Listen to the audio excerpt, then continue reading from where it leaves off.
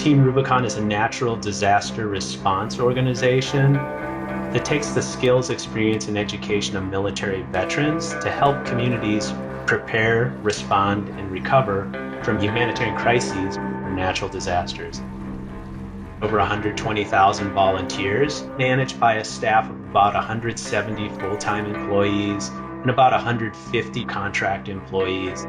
Our vision was to see if Team Rubicon can be powered by Microsoft, and that's proven to be the most powerful investment as we've entered into this COVID environment. Over the course of 30 days, we answered 250 requests for assistance. We had 169 work sites across the country. We stood up and are running a 250-bed overflow for Santa Clara's 10 hospitals and medical centers.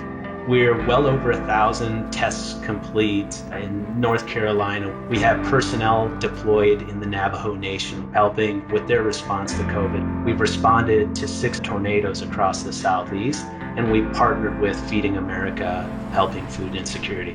When you have that many different operations ongoing, logistics is obviously a huge component of it.